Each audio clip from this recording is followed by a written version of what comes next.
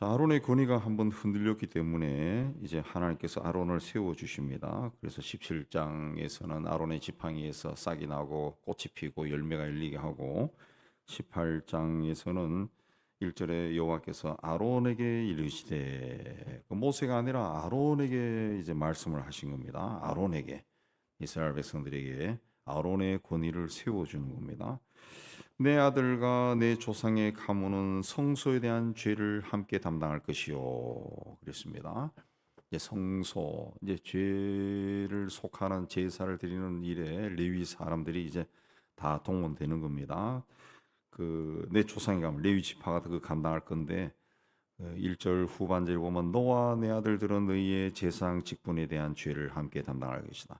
아론과 아론의 자손들은 제사장 직분을 감당할 것이다. 예, 아론과 그 후손은 제사장 직분을 감당할 겁니다.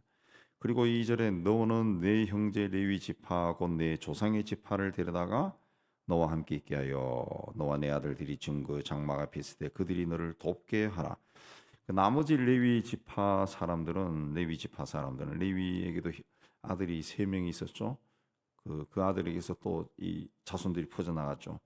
그 나머지 레위 지파에 속한 사람들은 너희들을 돕게 하라. 그들을 돕게 하라. 제사장을 도와서 장막의 모든 직무를 감당하는 겁니다. 그래서 성경에 나오는 대로 우리 이전에 살펴본 대로 그 이스라엘 백성들이 광야를 행진할 때 장막을 철거하고 또 거기 있는 모든 성물들, 기구들을 옮기는 일을 하고 다시 세우고 정리하고 이런 일들을 레위 사람들이 했다는 거죠. 예, 그들이 너를 돕게 하라 그랬습니다. 그리고 6절에도 너희 형제 레위인을 택하여 내게 돌리고 너에게 선물로 주어 해마기를 하게 하였다. 하나님이 그들로 하여금 이제 해마기를 하게 했다. 하나님이 그들에게 일하도록 그렇게 했다는 거죠. 그러니까 하나님이 그 상하 관계를 분명하게 구분해 놓은 겁니다. 아론과 아론의 아들들과 그 자손들은 제사장이 일을 하고 나머지 레위 사람들은 그들을 도와라 그랬습니다. 도와라. 그래서 4절에도 레위는 너와 합동하여 장막의 모든 일과 해막 직무를 다 할 것이요. 다른 사람은 가까이 하지만 오직 레위 사람만 너희와 합동해서 일을 해야 된다. 예, 일을 하라. 예, 그리고 7절에 아론과 그 자손들은 내가 제사장 직분을 너희에게 선물로 주었다. 그래서 거기 가까이 하는 외인은 죽임을 당할. 그 제사장도 아닌데 제사장 일을 하려고 하는 사람은 죽는다. 자기 자리를 지켜라. 그랬습니다. 이런 자리를 지켜서 하나님 일을 감당하는 사람들에게 하나님은 보상을 주십니다. 예, 하나님 일만 하면은 이제 밭에 나가서 일도 할 수 없고 그렇게 하니까 그렇게 먹고 살 수 있는 길을 주셨다 그랬습니다. 그래서 20절에 보면은 내가 이스라엘 자손 중에 내 분기시요 내 기업이니라. 내가 하나님이 내 분기시요 기업이다. 그냥 하나님만 바라보고 하나님이 일을 하라 그랬습니다.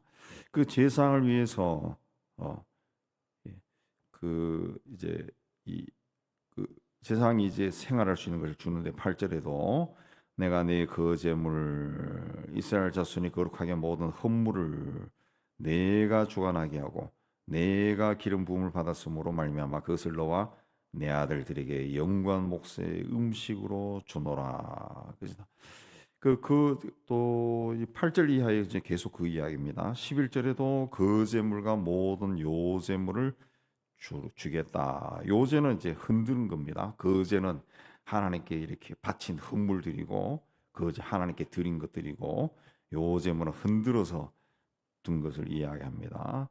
예. 그래서 그 18절에도 보면은 흔든 가슴과 오른쪽 넓적다리는 네게 돌릴 것이니라 그랬습니다. 예. 그렇게 해서 그런 것들을 이제 그 아론과 그 후손들 레위 사람들이 생활을 할 수 있도록 그렇게 바쳤다 그랬습니다. 바쳤다.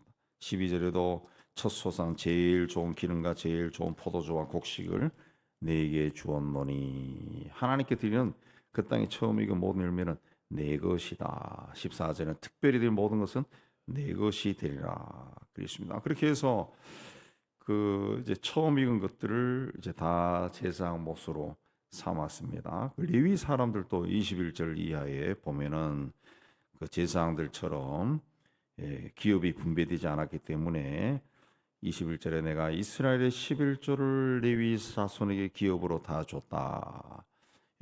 구약 시대 유대인들은 11조를 세 가지 종류를 바쳤습니다. 첫째는 레위인들에게 드리는 11조고, 그다음에 매 해마다 토지 소산을 드리는 것이 있었어요. 토지에서 난 것을 드리면은 그거를 바치는 사람들과 또 주변의 이웃들이 함께 먹는 나눠 먹는 그 11조가 있습니다. 신명기 14장에 또 3년마다 가난한 사람들을 위해 바치는 11조가 있었다는 거죠. 11조. 예. 11조를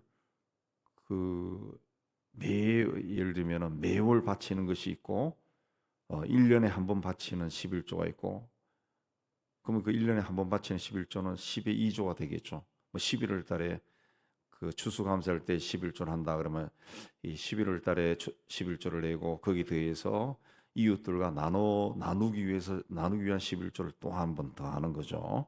10의 1조.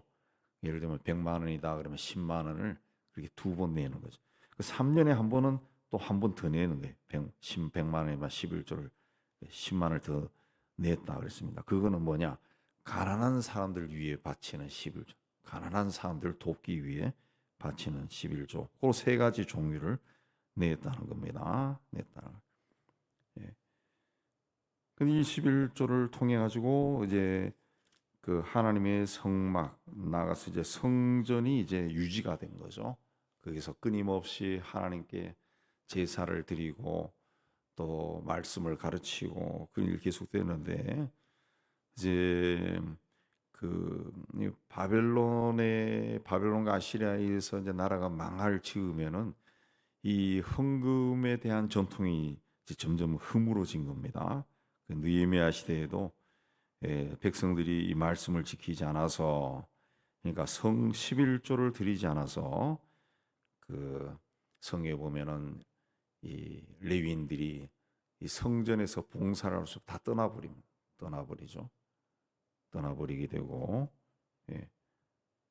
그렇게 해서 다시 느헤미야가 제사장과 레위 사람들 불러가지고 성전 일만 할 수 있도록 또 11조 운동을 벌이는 그것이 나옵니다. 그것이 나옵니다. 네. 그래서 오늘날에도 이제 그 11조라고 하는 것은 11조 정신을 좀 많이 사라지는데, 그렇다 해가지고 뭐 11조를 안 하기 때문이에요. 헌금을 적게 하기 때문이에요. 뭐 헌금하세요. 11조 하세요. 왜 안 합니까? 라고 이렇게 말하기보다는 제가 개인적으로 이렇게 쭉 살펴보면은 이제 교회가 재정이 자꾸 부족해지고 재정이 부족하니까 사역자들을 쓰기가 힘들어지고, 이제 어떤 뭐 작은 교회는 그 담임 목사를 구하는 것도 힘든다 그래요. 왜 힘드냐? 헌금이 적어서 그런 것도 있겠지만은 집값이 너무 올라서, 집값이 부동산 값이 너무 오르니까 이 집을 마련할 수가 없는 거예요. 예전에는 웬만한 교회, 우리 교회도 부목사나 부교육자 충분히 뽑을 수 있었습니다. 근데 지금은 뽑기가 되게 힘들어져요. 웬만한 집은 보증금에 월세 뭐 이렇게 하면은 돈이 굉장히 많이 나가요. 굉장히 많이. 그래서 웬만한 교회들이 요즘 거의 대부분이 파트타임으로 운영하는데, 파트타임으로 오는 교육자들도 보면은 이제 사례비를 조금이라도 많이 주는 데를 간다고. 그러다 보니까 조금 여유가 있는 큰 교회로 다 가죠. 그래서 웬만한 그 작은 교회들은 그 교육자 구하는 것이 굉장히 어려워졌어요. 굉장히 어렵습니다. 굉장히 어렵습니다. 그러다 보면은 뭐 담임 교육자가 혼자서 허덕허덕 하다가 그러다 보니까 힘이 붙이니까 교인들이 많이 떠나가고 이게 악순환이 되는 거죠. 그렇게 하면서 서서히 이제 교회가 이제 막 문을 닫고 교역자들이 이제 생활 전선으로 막 나가고 그리고 막 생활이 안 되니까 그렇다 해서 웬만한 교회에서 그 부교역자들에게 그 일반 기업이 주는 만큼 사례비를 줄 수 없죠. 근데 그렇게 주지 않으면 생활이 안 돼요. 그러다 보니까 많은 교회들이 우리 교회도 그러지만 파트타임으로 교회에서 사역하고 그 평일에는 다른 일을 한다. 다른 일. 예. 그렇게 하는 교육자들이 이제는 굉장히 많습니다. 평일에는 다른 일. 심지어는 대학 때 전공을 살려가지고 평일에는 그런 회사 생활하는 목회자들도 많아요. 회사나 아니면 어떤 다른 작업을 가지고 그 주일날 나와서 봉사하고 예. 그렇게 하다 보면은 이 제가 오랫동안 이 목회자 생활해 보니까 이 목회자들은 그 교인들을 신앙이라고 하는 것이 그 영성인데 영적인 거예요. 영적인 거. 영적인 것을 가르치고 지도하려고 그러면은 본인이 그 영성이 있어야 돼. 본인 영성이 돼. 그 본인 영성을 유지하기 위해서는 뭐 하냐? 그 일에 좀 몰두해야 돼요. 집중해야 돼요. 집중해야 돼. 그러면 이게 영성이 커지질 않아. 제가 이 다른 이야기지만은 어저께 우리나라 조선이 왜 세계 최고가 되었냐 하니까 그때 옛날 가난할 때 10대, 20대 기능공들이 조선 사업에 들어가서 그 사람들이 40년, 50년 있으니까 아주 베테랑이 되니까 이 용접 기술이라든가 이런 것들이 아주 섬세하게 잘한다는 거예요. 잘한다는. 근데 이게 우리나라가 영원히 그렇게 되지는 않는다는 거예요. 왜? 지금 20대, 30대에 용접하는 사람이 없으니까. 지금 반짝 일어난 거예요. 반짝. 예. 마찬가지로 이 목회자라고 하는 것도 젊었을 때부터 거기에 몰두하고 예. 교인들의 생활을 돌보고 신방도 하고 뭐 장례식, 결혼식 뭐 이 다 이렇게 하면서 거기서 자기도 모르게 깨닫는 것이 있고 저도 젊은 시절에 장례식을 굉장히 많이 했습니다. 장례식을 굉장히 많이 하고 시신을 많이 보고 하면서 인생이 이게 아니구나 굉장히 많이 깨달았거든. 아기가 태어난 것도 보고 그걸 통해 가지고 성경도 읽고 하면서 영성이 자꾸 깊어지고 교인들을 리드할 수 있는데 그 단지 생활이 안 돼 가지고 일주일 내내 세상에서 막 일하다가 주일날 와서 일하고 제가 종종 한 달에 한 번 목회자들 모임하는데 모였을 때도 보면은 그 일선이 생활이 안 돼 가지고 그 일하는 노동하는 목사님들이 한두 명 있어요. 보면은 그냥 뭐 얼굴이 그냥 피곤기가 꽉 차 있어. 꽉 차 있어. 그래서 주일 설교는 어떻게 준비하냐 물어본 적도 있는데 힘들어요 그러더라. 힘들죠. 근데 이 일 하면서 뭐 생각하고 그렇게 한다는데 굉장히 힘들 겁니다. 굉장히 그 영성이 깊어지지 않는 거죠. 그러면 점점 교인들은 교회와도 만족이 되지 않는 거지. 자기 어떤 영적인 문제가 생활의 문제가 해결이 안 되는 그 악순환입니다. 악순환. 예. 그래서 이 뭐 우리나라 부동산 값이 올랐다. 그 때문에 악순환이다. 뭐 이런 것보다 다른 측면에서 이래 보면은 결국은 교회가 무너져 내리는 것 같아요. 예. 그 종말이 온 겁니다. 종말. 예. 사탄의 세력이 이런저런 방법으로 교회를 교묘하게 이제 허물어 뜨리고 있는 거예요. 허물어 뜨리고 있는 거예요. 예.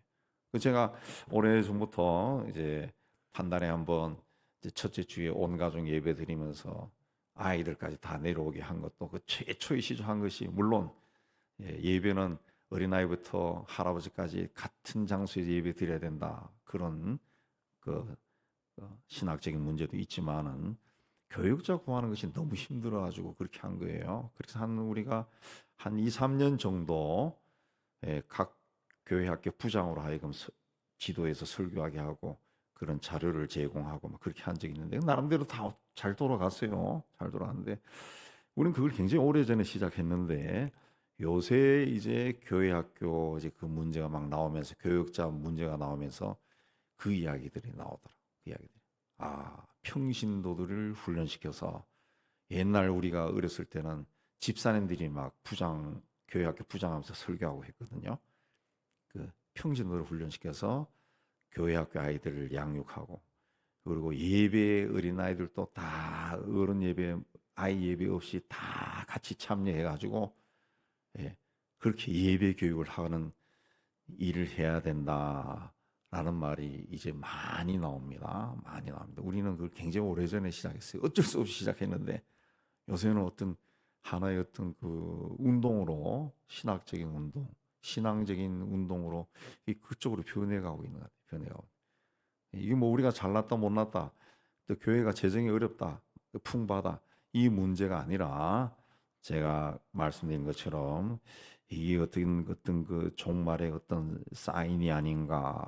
이 교회가 이렇게 해서 자꾸 이렇게 허물어지고 있구나. 한 기퉁이에 구멍이 나서 그쪽으로 물이 들어오면서 자꾸 물이 차오르고 있구나.